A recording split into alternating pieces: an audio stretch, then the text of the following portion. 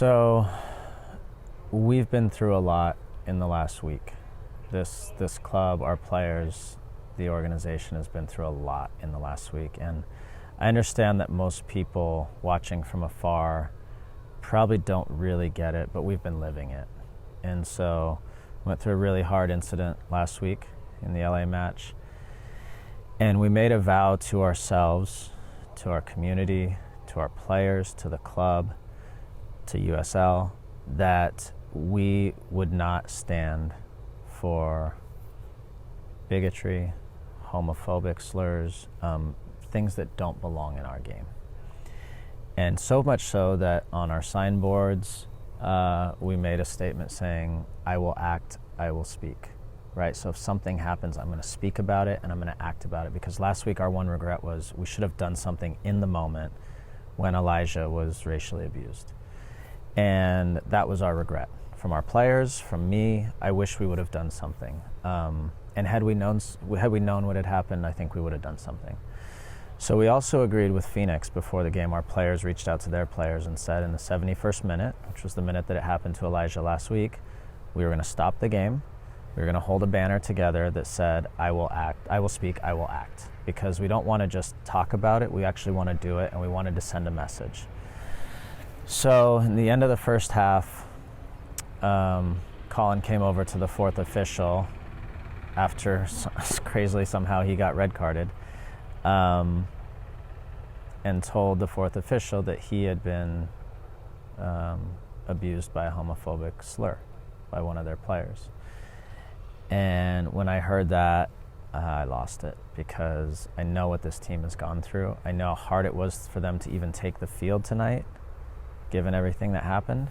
And then for it to happen again a week later was just devastating for me.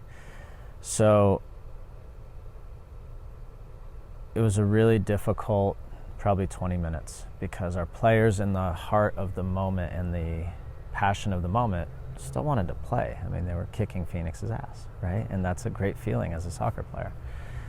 But if we want to be true to who we are as a club, we have to speak and we have to act. So after halftime, we all decided that if the player who used the homophobic slur was not removed from the game, either through the officials or through their coach, that we were not going to play. Because if they're not willing to act, then we have to act. We have no choice. I asked the referee to do something about it. He said he couldn't. He said he heard the word. He knew the word was said, but he didn't know what it means. He doesn't know what that means, so he couldn't interpret it, and he didn't want to send him off because he doesn't know what the word means. Fair enough. I can understand that. If you don't speak another language, he doesn't speak whatever that was, Jamaican, then that's fine. I also then went to their coach and said, I just want to be really clear on this. We've had a really hard week. He and I talked about it before the game, about how much we've been through. And I just said, if you don't pull the player off the field, if you don't sub him off, our players are not going to play, because we have to make a stand. So either you do it or else we're going to have to do it. And he said, I'm not going to sub him off the field. I said, okay, that's fair. That's your choice.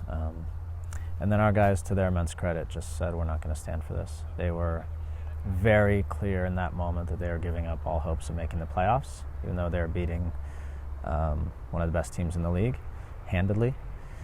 But they said it doesn't matter. There's things more important in life, and we have to stick up for what we believe in. And so they made the decision to walk off. And I have tremendous pride in this group, and I'm really proud of this organization and that I get to be a part of it.